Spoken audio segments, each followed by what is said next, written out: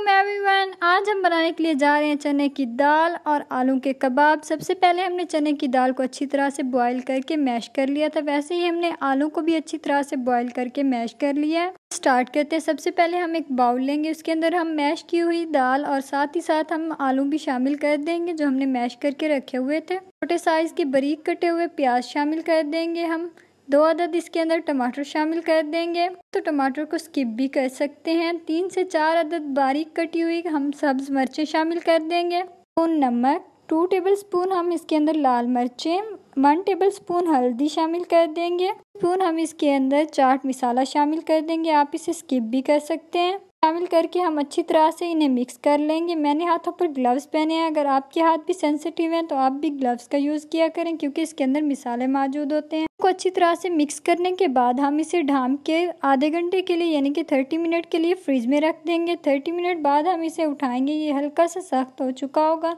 अच्छी तरह से ऑयल लगा के हम इन्हें कबाब की शेप में बना लेंगे।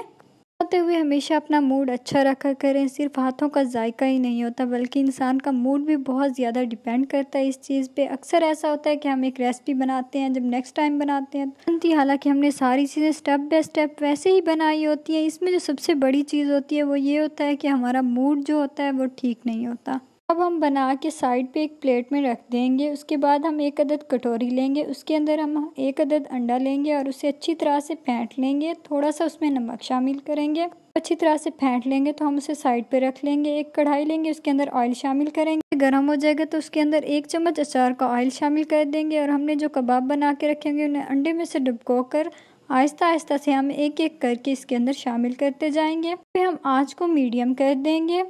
कबाब कढ़ाई के अंदर आएंगे, हम जब वो सारे शामिल कर लेंगे तो 2 मिनट बाद हम इनकी साइडों को चेंज करेंगे। आपका कलर लाइट ब्राउन होने लगेगा, हम इन्हें बाहर निकाल लेंगे। हमारे कबाब हो गए तैयार। आपको मेरी आज की वीडियो पसंद आई होगी। दुआओं में हमेशा याद रखिएगा, लाइक करना और कमेंट करना मत भूलिएगा। इंशाल्लाह नेक्स्ट वीडियो में मिलेंगे एक नई रेसिपी के साथ। तब तक अपना ख्याल रखिएगा। अल्लाह हाफिज़।